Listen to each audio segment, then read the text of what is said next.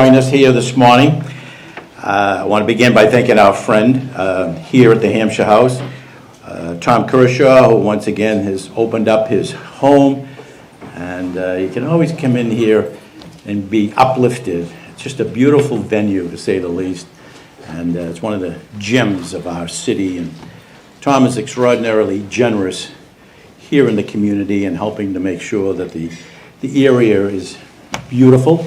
And he has spent a great deal of his resources and time and energy in trying to make this area an area of the city that people will take great pride in. So he's one of these rare individuals that not only is doing well, but he's doing good. And we appreciate it. 2025 has gotten off to a great start for the New England Council, and we have more great events planned in the next couple of weeks. As you know, we're celebrating our 100th anniversary this year, and someone said, Larry looks 100, I look 110. It hasn't been easy, but the board has asked Larry, would you do one more 100-year contract? So.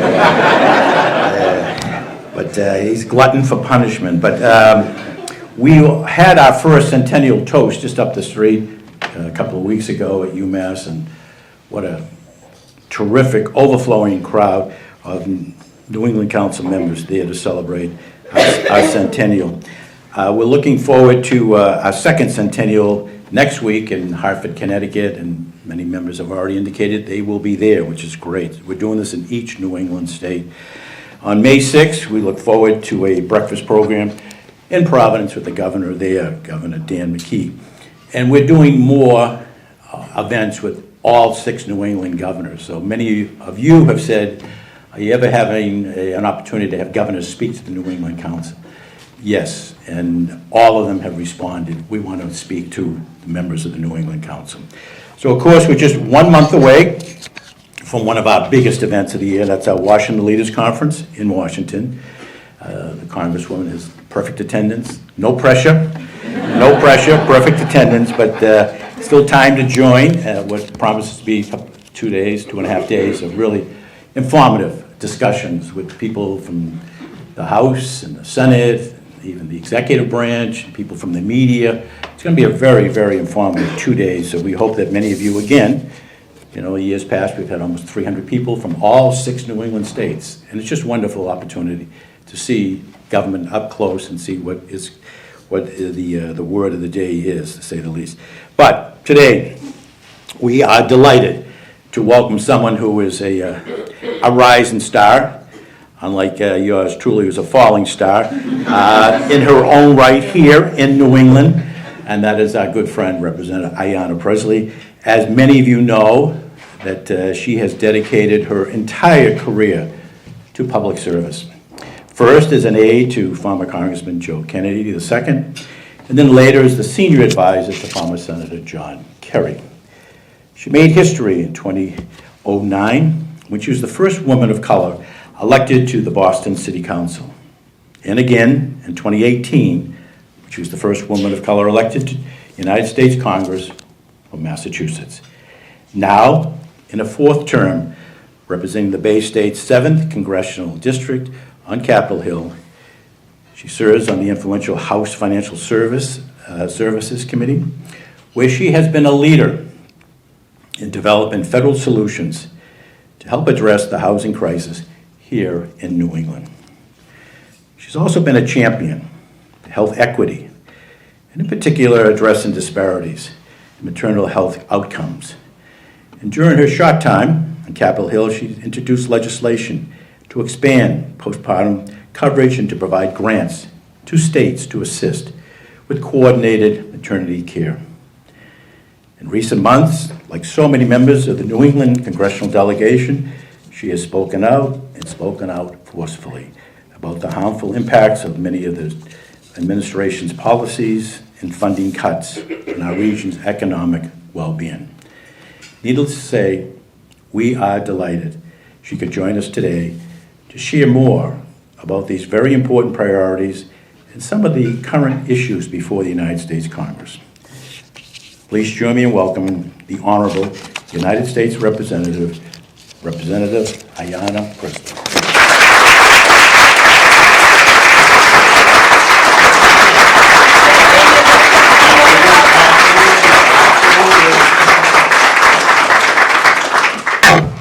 First, I just want to say, Jim, you can never be a falling star, but you are our North Star. And I'm so grateful. Was that good? You like that? I came on, with the quips, real quick. Very witty, very witty. No, honestly, I was just meeting with some young people yesterday at Emerson, and I said that values are a verb. And you certainly do demonstrate that. We're all eternally indebted to you and the entire Brett family. So thank you for all the ways in which you show up. Thank you for your generosity of spirit and humility with which you move. And so far as you're putting me on the spot regarding upcoming events in DC, I will give a serious consideration if I get 2 tote bags. These are the best tote bags. I need you all to know that. We all get our fair share of tote bags. These are amongst the best. But I am going to start with some remarks, and then we'll get into some Q&A. Although Cory Booker has long been a friend of mine before I was in Congress, and someone for whom I hold great admiration and respect. I am trying to abolish the filibuster, so I will do my best to not do that. This morning, though I do concede as the granddaughter of a Baptist preacher, that is challenging for me. But I'm going to do my best to stick to my remarks here, just to do some level setting and to provide some contextualizing of the way I see it and where we find ourselves in this moment. So good morning to the New England Council. Again, thank you, Jim, as always, for that warm welcome and for the opportunity to be in community with all of you. It truly lifts my spirits to be home in the MA 7th among so many leaders and mentors and innovators, folks who honestly, well, I know it's early, but who give a damn. That's why you're here. You all lead very demanding lives, wear many hats, not just in service to our Commonwealth, but your own families and communities, and you don't have to be here. So I appreciate the intention with which you are arriving this morning. I keep revisiting the urgent words of King, where do we go from here, chaos or community? And we certainly do find ourselves in a moment where chaos, cruelty, and contempt seem to abound. And that's why it is essential that we each choose community. So thank you for being here. Also, in the spirit of community, I want to say something about the dedicated people here at the Hampshire House. As I was coming in this morning, there were several young women behind the bar, and I think I startled them because I greeted them as if they were my cousins. But I did that because I felt that way for those of you who are unaware. Long before I was an aide to a congressman, and a United States Senator and a city councilor and now a member of Congress, I worked in the hospitality industry for 6 years. And so I know what it is to be a part of an invisible workforce. And so if you would just thank the dedicated staff here at the Hampshire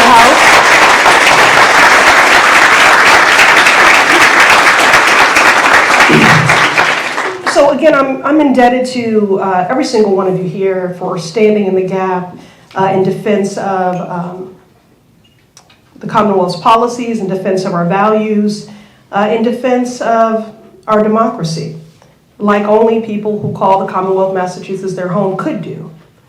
Public service and the work each of you do every day can come at a real personal risk. And so I do want to take a moment to hold space for Governor Shapiro and his family. I'm grateful they are safe. The work of building a safer, more just, and inclusive world may feel daunting in this moment, but it is the only way forward. As I've been saying nearly daily since January 20th, I think we have had more than our share of unprecedented times.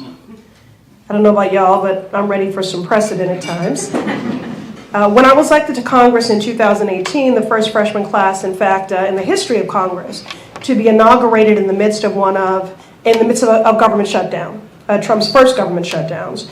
we thought that we had seen the height of cruelty. But my Republican colleagues in the House and Senate continue to be complicit in, to cede their power as members of Congress, and to empower this administration. Now, I do want to say this. Since I've been invited here today, I assume I've been invited here to be unapologetically partisan. I am a proud Democrat. That being said, I will sit at the table and work with anyone who is serious about progress. It just so happens, so far, I've seen no evidence of this. When Republicans are advancing legislation to put Trump's name on the side of Air Force One, to canonize him on Mount Rushmore, and to put his image on currency, they are not serious. But again, I will work with anyone who is serious about centering the American people, and meeting their challenges, lightening their load, and helping them to actualize their aspirations. So I just want that to go on the record. But thank you. But so far, my Republican colleagues have continued to empower this administration to trample on our rights, to strangle critical government services, to wreak havoc on our economy, the stock market, our standing on the world stage, and prove to anyone paying attention that this election was never, ever about reducing the cost of living. This election was first and foremost about Trump avoiding punishment for his 34 felony convictions. And second, it was about wielding and abusing power to benefit himself and to punish his perceived enemies. We find ourselves in an unpredictable culture of retribution in this moment. And it's a list that seems to grow every single day. And that feeds into their larger strategy to flood the zone. Shock and awe, to overwhelm. Even their attacks on our intellectual and academic freedoms. They do not want a citizenry that is informed. They want us to be ignorant. They want us to be indifferent, to see Trump's dystopian view of America as an inevitability. So they want a citizenry that is ignorant, that is indifferent, and inactive. So they seek to overwhelm us as they rip apart the Constitution. Just look at what happened to my constituent, Rumeysa Ozturk, a graduate student, a PhD student in education who had a visa to study at Tufts University. She was ostensibly kidnapped in broad daylight by masked men in plain clothes. If you haven't heard the audio, it is harrowing. In fact, when they physically approached her, they were so aggressive, she feared she might be a victim of a crime. And you hear her say, "I'm going to call the police." And they counter, "We are the police."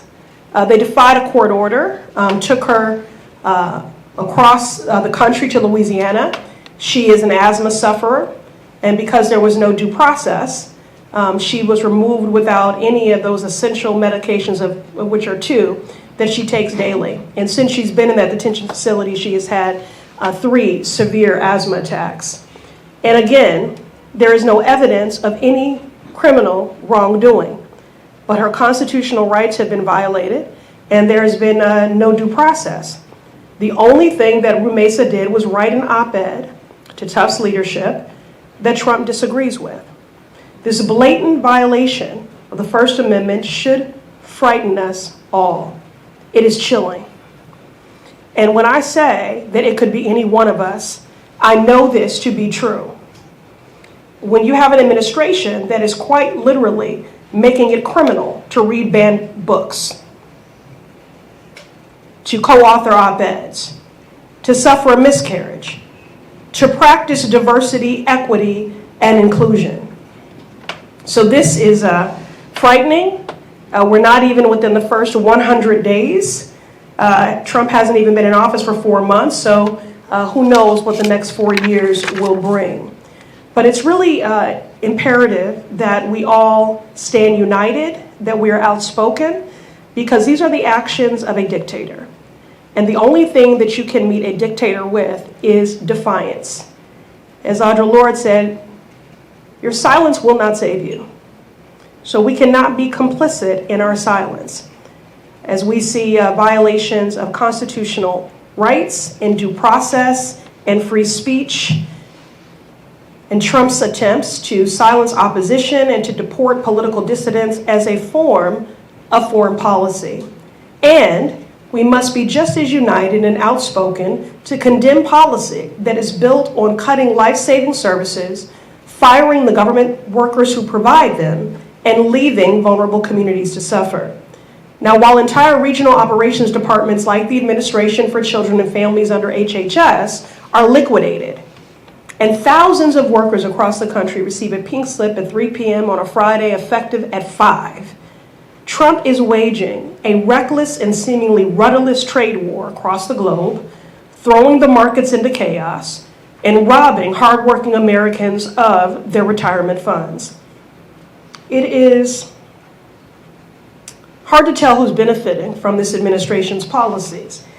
So much of this is allegedly being done in the name of law and order, or allegedly being done in the name of efficiency. I don't know what's efficient about making people hungrier, poorer, sicker, more vulnerable.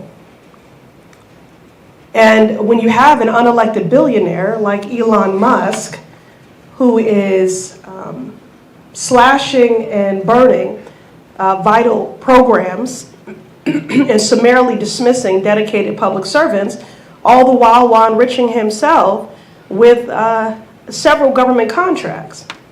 So it's Trump's billionaire friends who have cashed in on Trump's most recent about-face on his outrageous tariffs, or the private prison operators holding detainees across the country for profit. If Trump cared about creating jobs, about leading the world in life-saving research, or healing people across the globe with medicines that rely on robust research funded by NIH, then he would not have canceled grants and capped indirect costs at 15%. He would have listened. He would have listened to the institutions leading that research, the companies that have benefited from the research, the patients and the families who have benefited from that work, not cut them at the knees. So that's what I'm here to do today, unlike Trump. Listen, learn, and then fight like hell. Because despite the harm and hate coming from DC, we have been able to force them through public outcry. By rejecting their dystopian view of this country, we have been able to force them to change course on some of the fronts that they have opened. And personally, I feel Democrats, we have found our spine and our footing. And we are starting to see the benefits of that. And I'll talk more about that later. We continue to employ our defensive strategy of litigating, legislating, agitating, and organizing.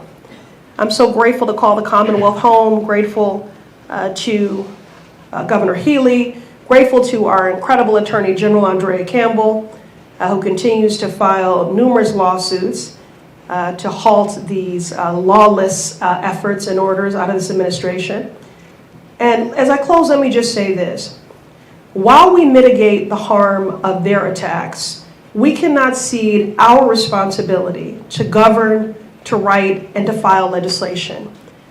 The work of getting the gavel back to stop this harm, to win the midterms, to get back into the majority, means that our argument cannot just be, we are not them. It is important that while we are doing the work of blunting the harms of this administration, that we are actively affirming who are we. Now we know that Mike Johnson isn't going to bring these bills to the floor, but we still need to seek to advance them. And we need to confront them peacefully, unflinchingly, whenever they attack our neighbors and friends, and force them to defend the impact of their decisions and their votes. And we need to organize. You know, I'm someone, in order to look forward or to chart a path forward, I take a look back. And I've been not only studying what are the things that stop tyranny and fascism, But what are the lessons that can be learned from the earlier chapters of the civil rights movement, of which we are still very much in? And Dr. King said that organizing is our most powerful weapon. So we need to organize. And that energy is palpable from the hands-off rally downtown to record town hall audiences in the Mass 7th across the country and in Republican districts before leadership advised them to stop listening to their constituents and canceling all town halls. I don't know if you've seen that. Democrats, we've now been convening town halls in Republican districts because we have no qualms about being 10 toes down and availing ourselves to our constituents both to hold space for their grief, their grievances, as well as to let them know we're still committed to advancing their dreams. Folks are engaged, and thankfully, engaged Americans demanding their rights be respected is very precedented in American history, even if they want to try to ban those books. From the revolutionists, to the abolitionists, to the suffragettes, to the civil rights movement, this has always been true. From Seneca Falls, to Selma, to Stonewall. We have organized and demanded that the government serve all of us, the people. And as Mayor Wu reiterated to the Republicans who I serve alongside on the Oversight Committee, we, as the city of Boston, are strongest when everyone has the opportunity to contribute to this city's health and wealth, regardless of where you were born, who you love, or the color of your skin. We are stronger together. And this administration attacks our small businesses, our financial institutions, our workforce, our higher education institutions, our biotech and research ecosystem, our immigrant neighbors, our seniors, our hospitals and CHCs. It's clear we are all in this together. I'll continue to fight like hell, but I want to hear from all of you the impact you've seen, the shoe you fear is about to drop, and what I can do to be your best partner. So I'm happy to turn it back over to Jim. Thank you.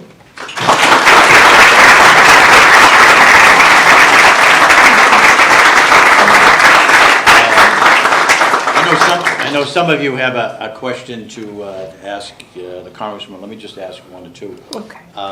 Last week, a bipartisan bill was filed that will affect low housing tax credit.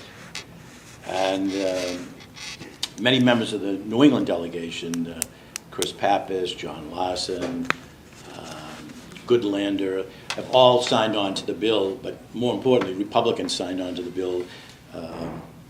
And I was just wondering, have you looked at the bill yet to say, you know, this is something that I've been passionate about, is low-income housing and trying to find ways of building more.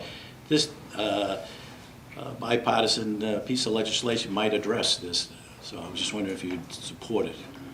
Yes, of course I support it. I mean, housing is fundamental to everything. I believe everyone deserves more than shelter. They deserve a home, a place where you turn a key at night and go in and dream and create memories. And I serve on the Financial Services Committee, and so, you know, under that, in addition to consumer protection and my work on student debt, you know, housing and homelessness is all under that. But housing is everything. It is a critical determinant to health. The Massachusetts 7th, which I represent, and I've delivered this statistic a number of times, and people may tire of hearing it, but I'm going to keep saying it until it changes. In a 3-mile radius from Cambridge to Roxbury, life expectancy drops by 30 years. Just on the number 1 bus, Cambridge to Roxbury, life expectancy drops by 30 years, and median household income by $50,000. Now, these are not things that just happen in the ether. These are the result of budgetary divestments and the result of what I would consider to be either policy neglect or violence, depending on the day.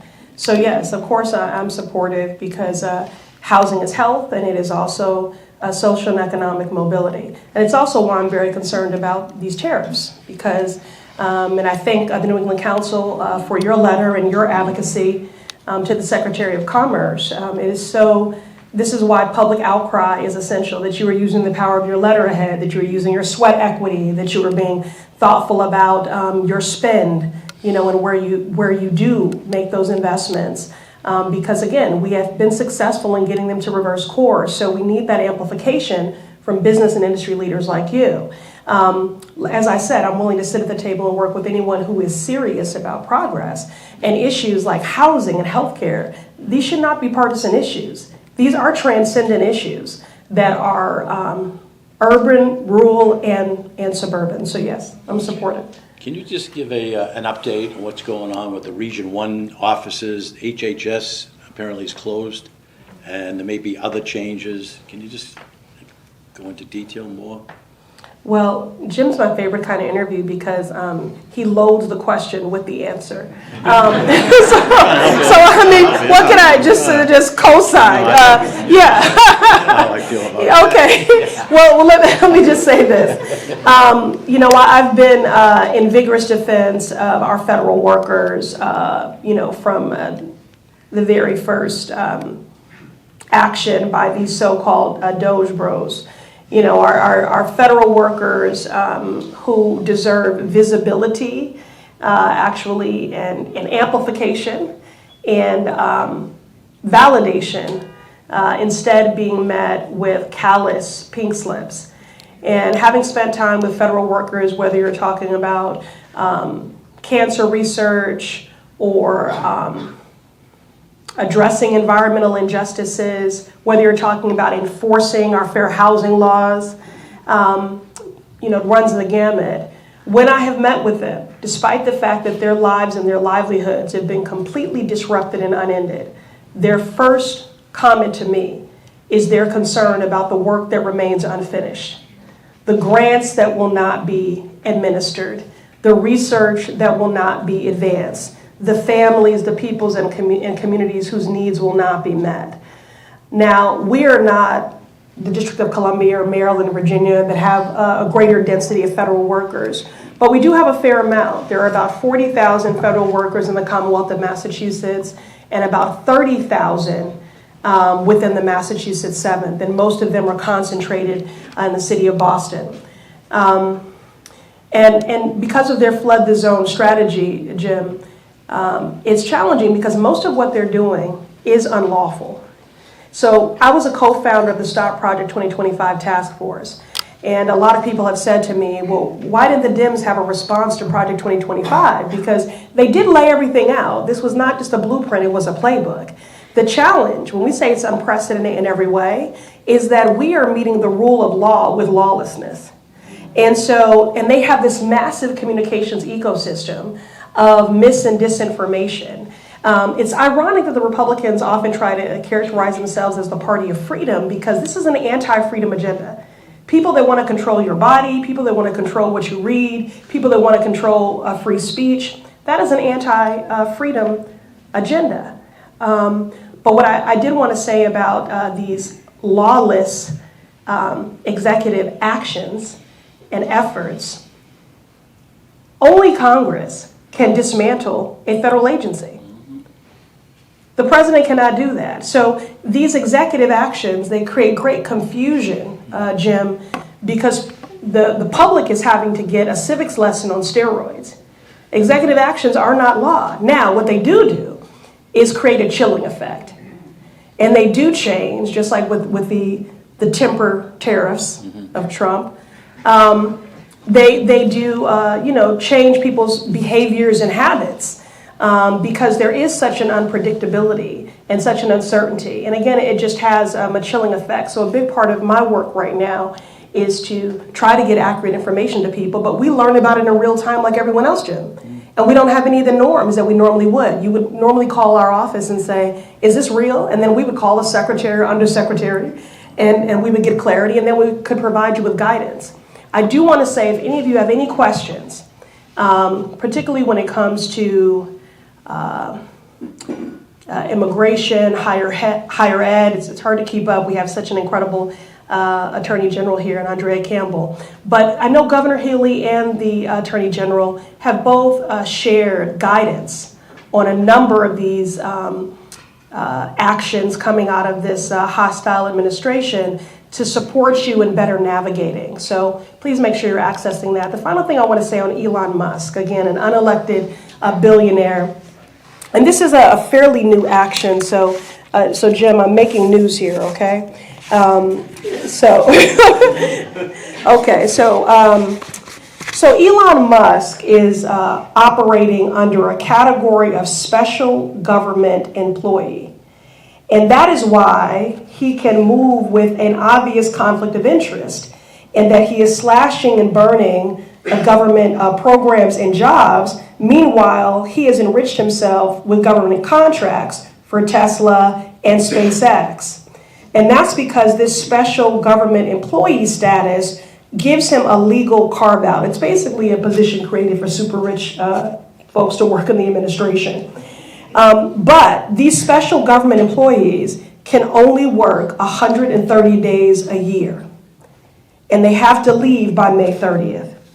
So I wanted to share that with you all, because when I say that our best defensive strategy as Democrats is litigation, legislation, agitation, and mobilization, and know that because we are using the rule of law, we are going through that stuff with a fine-tooth comb. And this is one such example. And so we plan to fire Elon Musk by May 30th.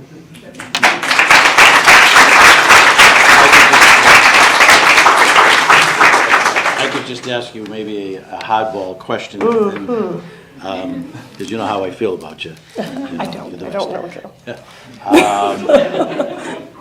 There was a poll out that Quinnipiac did recently and said the public view of the Democratic Party, favorability, low 20s. So how does the Democratic Party get those numbers up next year, whenever the election, 4 years, to be a competitive party? Right now, the majority of people are saying they're not saying anything that I'm excited about. So when you look at that poll, what do you say to your colleagues? Our message isn't getting through, or we're talking to each other? Yeah. You know, I often say that it's not, the job is not to fight, the job is to persuade. We have to, you have to persuade people about what the party stands for. Absolutely. So how would you? No, you're a true statesman, and of course, you've done nearly every job, Jim, so you do understand these things intimately. Okay, so first I want to challenge all of us to challenge that narrative. I think we're chasing our tail a little bit, and so we're doing some of the work for the other side, truthfully. But I do agree with you. One, as I said earlier, we have to make an affirmative case as Democrats. It's not sufficient to simply say we are not them. I'm deeply alarmed that Democrats lost the youth vote in this last election. We have always been the party of the future and of aspiration. When I ran for Congress the first time, I grew the youth vote by 400%. And so I'm very encouraged by what we see with Senator Sanders and my sister colleague, Representative Ocasio-Cortez, and others with these Stop the Oligarchy tours. I mean, who would have thought? 5 years ago, most people didn't even know what the term oligarchy even meant. They are generating crowds of thousands. As I said, my Democratic colleagues are going into Republican districts and holding town halls and saying, if they don't want to be accountable to you, we are. And we're here to work for you and to advocate on your behalf. One of the other things that King spoke about, Jim, is that you have to dramatize the evil. And so one of the things that I think is really important right now is that we make the Republicans wear it, right? If you're talking about an 880, if you're talking about cuts, Republicans want in this Republican framework as we now begin in earnest the negotiations, if they want to cut $1.5 trillion, right? And for the E&C committee, Energy and Commerce, where the lion's share of that work and where those cuts are going to happen, they want them to cut $880 billion. There is no way you can do that and not impact Medicaid.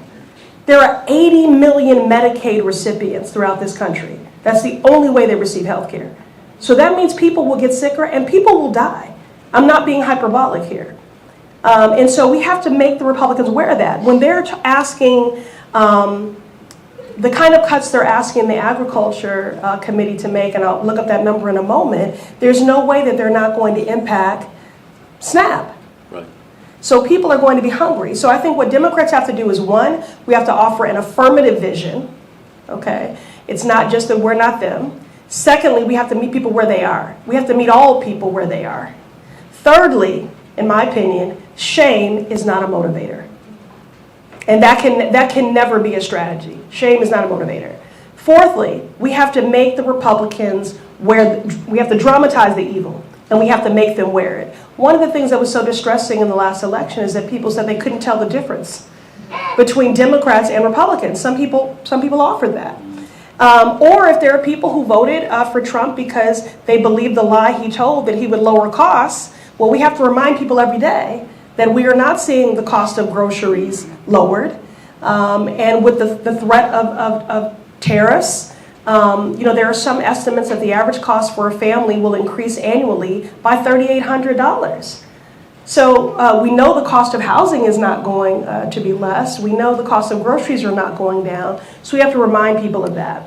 And then here's the last thing I'll offer, Jim. I believe one of the reasons we lost is because when Democrats have the power, we don't use it. And we operate with scared power. And scared power isn't power at all. Am I deeply alarmed by the lawless executive actions coming out fast and furious from this administration? Absolutely. Do I also wonder what it would be like if we moved that way? Absolutely.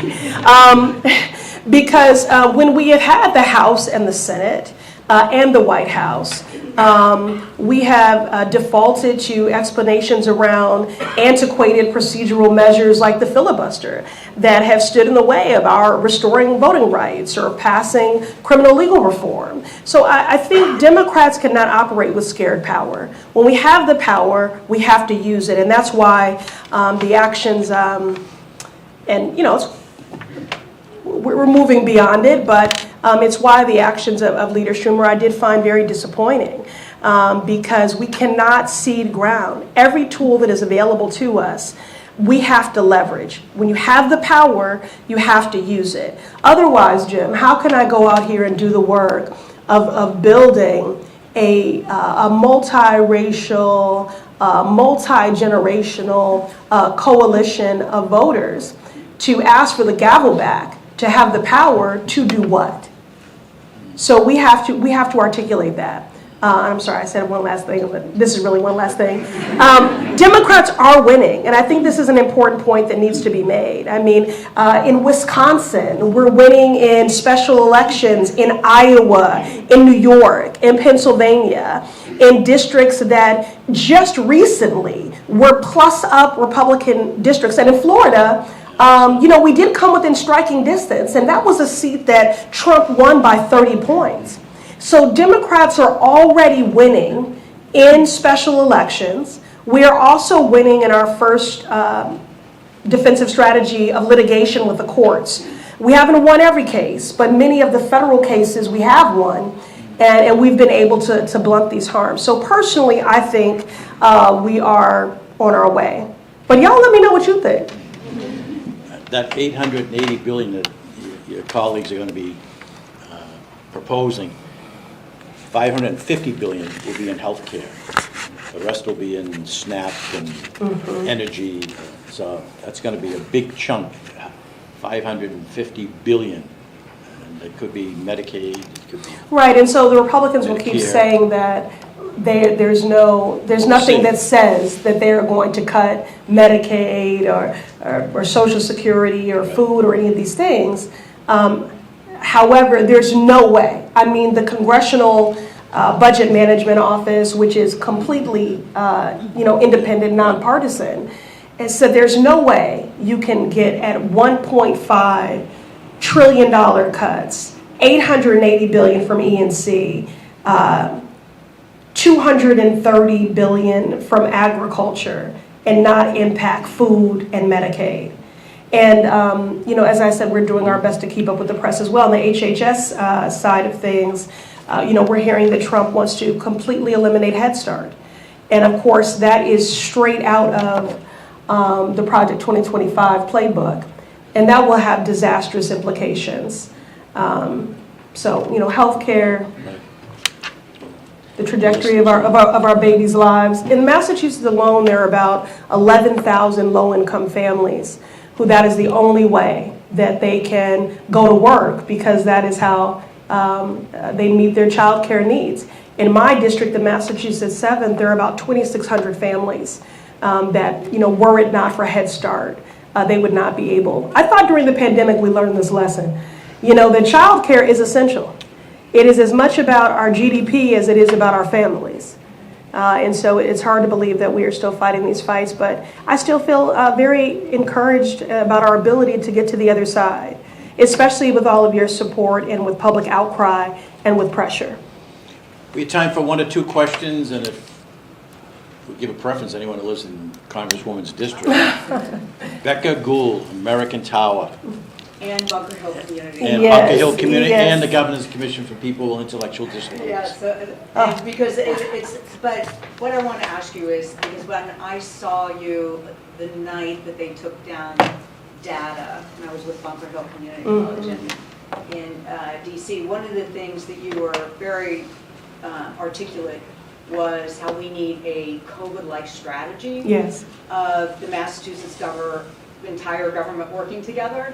And so I've been back asking that question a lot. And one of the things I'm a little worried about is the cuts that we see coming, because everybody's kind of waiting for their cuts. So first of all, do you see the government, the state government and feds working closely together? Are there things we should be doing in anticipation? Because it's, as Jim says, these are really big numbers and very scary if they come about. So. Yeah, no, I agree with you that we are all sort of waiting for the next shoe and bracing.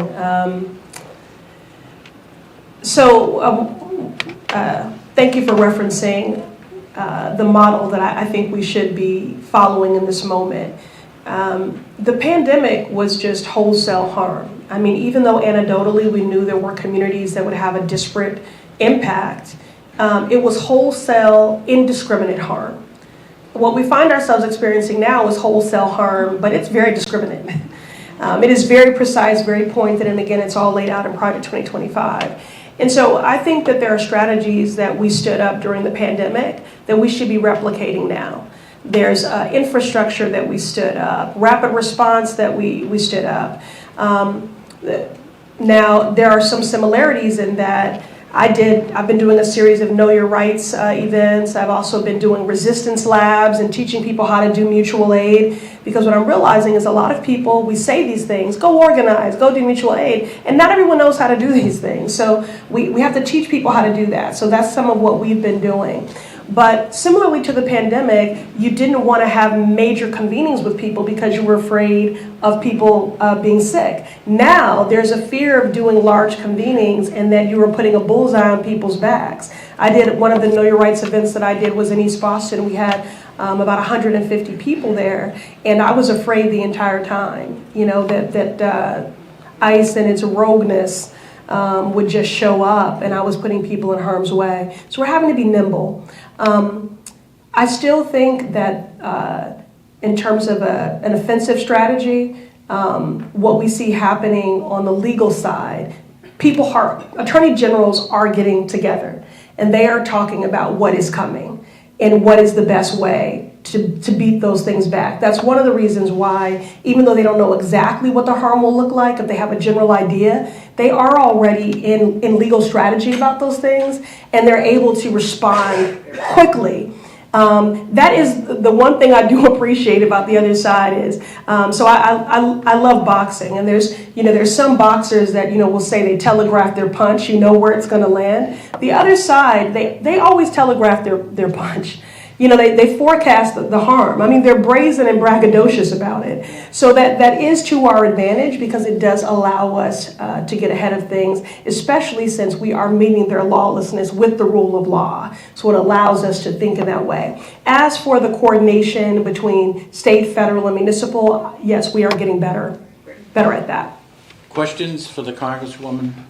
I do also want to say how shameful it is we have a Secretary of Education that didn't even know what the IDA is.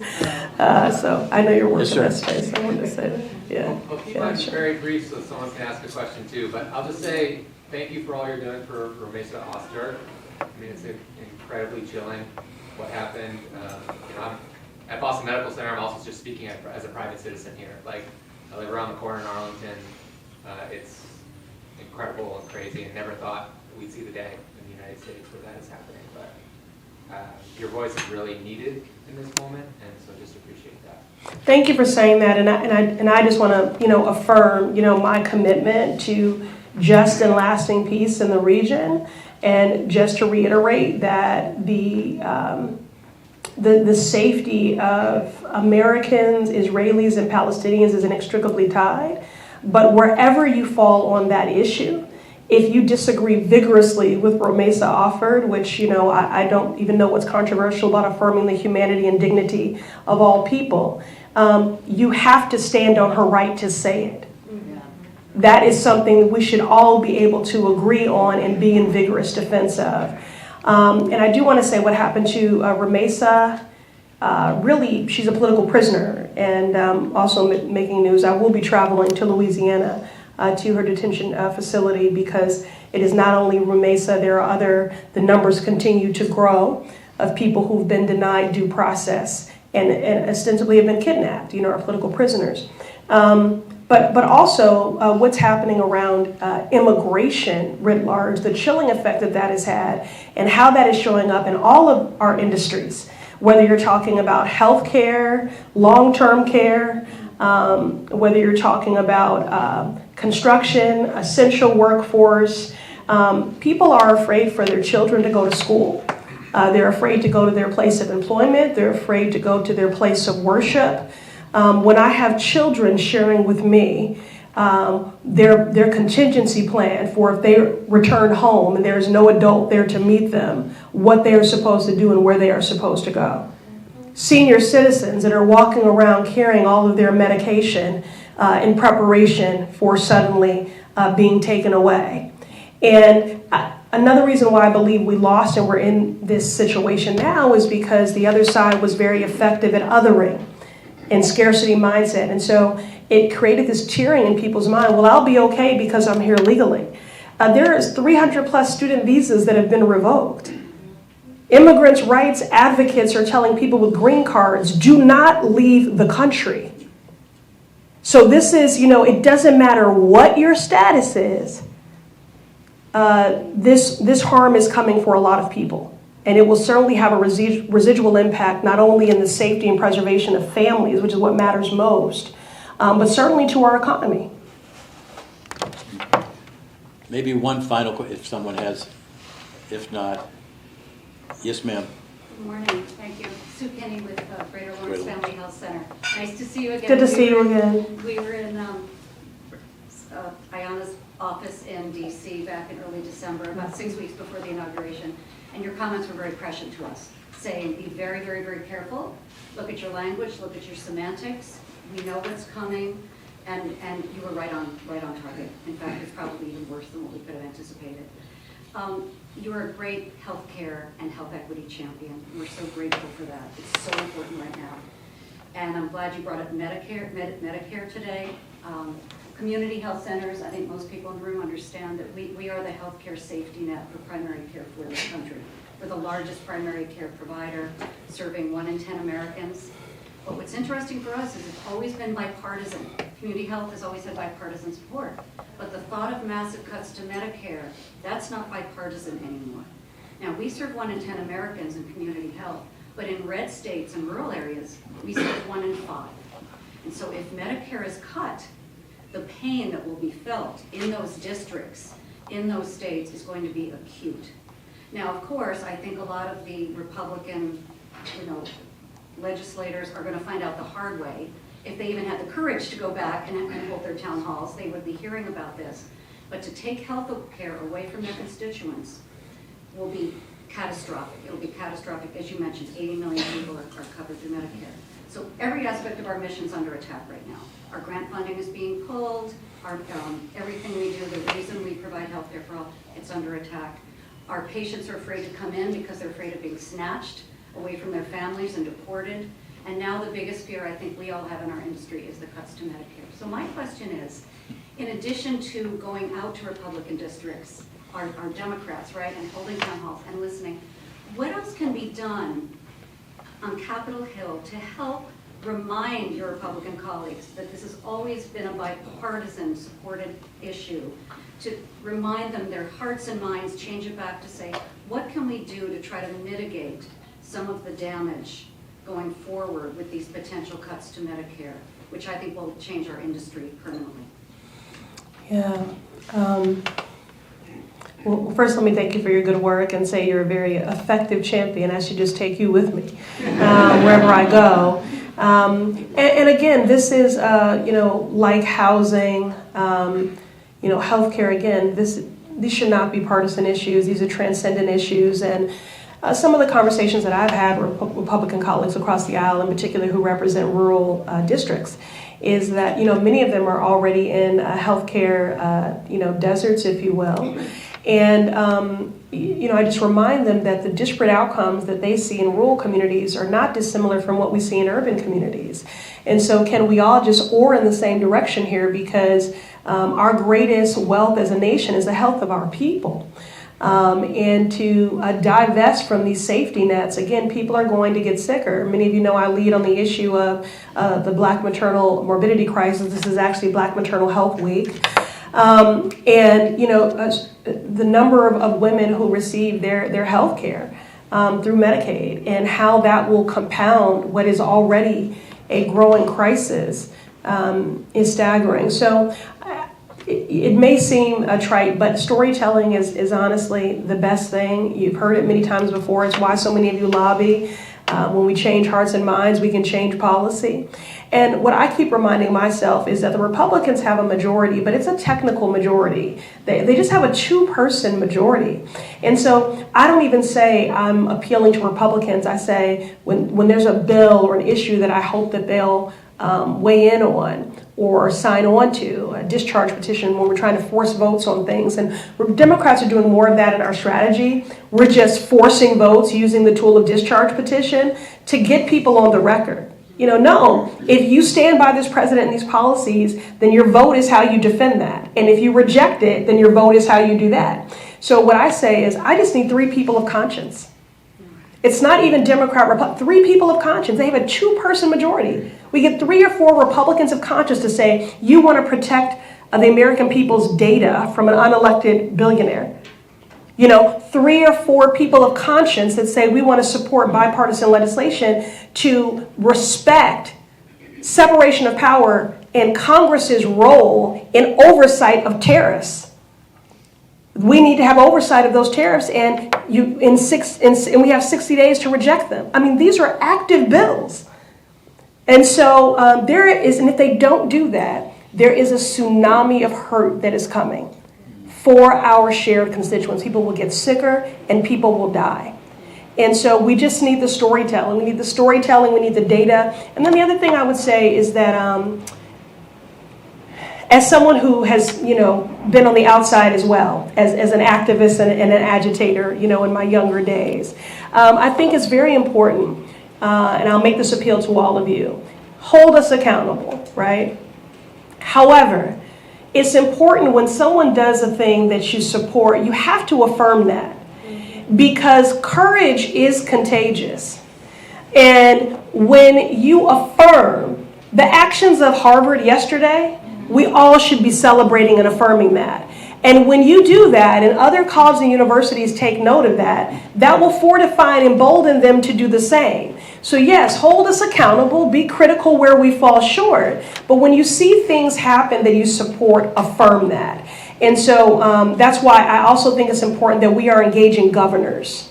So, because in a lot of those I hate to say it's red states or whatever. I mean, again, you guys, at this point, it's bigger than Democrat, Republican. This is just like right and wrong. That's it. It's just right and wrong. Just do the right thing.